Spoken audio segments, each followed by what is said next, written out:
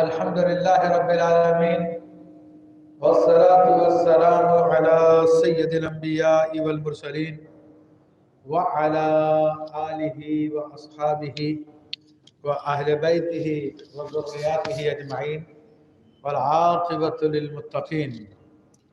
قال الله تبارك وتعالى في كلامه المجيد والفرقان الحميد: بسم الله الرحمن الرحيم.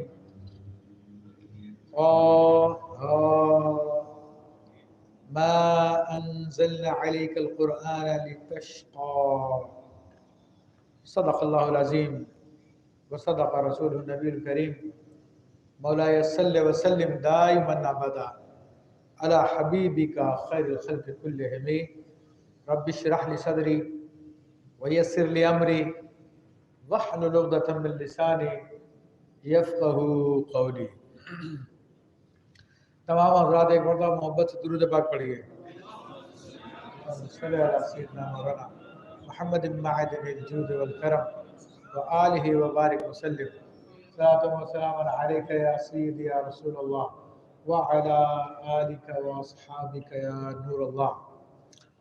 معزز حاضرین کرام، اللہ جل شانہ کے فضل و کرم سے الحمدللہ اب تک ہم اللہ تعالیٰ کے بزرگ کلام قرآن مجید کی 20 صورتوں کے حوالے سے آپ کے سامنے گفتگو کر چکے ہیں. ان کا معنی و مفہوم آپ کے سامنے بیان کرنے کی میں نے سعادت حاصل کی اور آپ حضرات نے سننے کی سعادت حاصل کی. 19 صورتیں، اور آج انشاءاللہ تبارک تعالیٰ 20ویں صورت کی ابتدا کی ہے جس کا نام سورہ طٰہٰ ہے. تو یہ الحمدللہ سورت مبارکہ، اس کے 8 رکوع ہیں اور 45 اس کی آیتیں ہیں. تو آج انشاءاللہ تبارک و تعالیٰ اس کے حوالے سے گفتگو کریں گے. یہ سورہ مبارکہ کا نام طٰہٰ ہے، اور یہ چونکہ اس کا پہلا لفظ ہے. طٰہٰ حروف مقطعات میں سے ہے، اور حروف مقطعات کے حوالے سے میں کئی مرتبہ گفتگو کر چکا ہوں، لیکن اس لفظ کے بعض علماء نے معنی مفہوم ظاہر کرنے کی کوشش کی ہے. تو ویسے تو اس کا حقیقی علم اللہ تبارک و تعالیٰ کو ہے اور اس کے حبیب علیہ السلام کو ہے، لیکن علماء نے اپنی جانب سے بھی کچھ بیان کیا ہے ہماری آسانی کے لیے.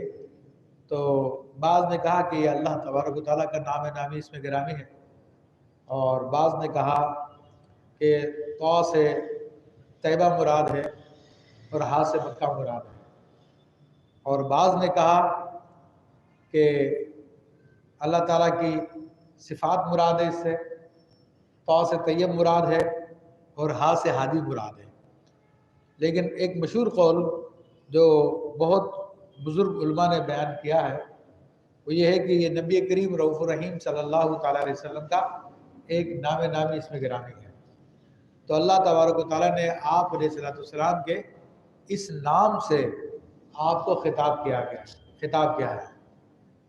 جیسے کہ ڈاکٹر اقبال نے بھی اس کو ایک شعر میں حضور علیہ السلام کے نام کے طور پہ ہی اس کو شعر میں شامل کیا کہ نگاہ عشق و مستی میں وہی اول وہی آخر، وہی طٰہٰ وہی فرقان وہی یاسین. اس طرح سے وہ اشعار ہیں، مجھے پورے یاد نہیں ہے، لیکن یہ طٰہٰ مشہور ہے کہ نبی کریم صلی اللہ تعالیٰ علیہ وسلم کا نام نامی اس میں گرامی ہے.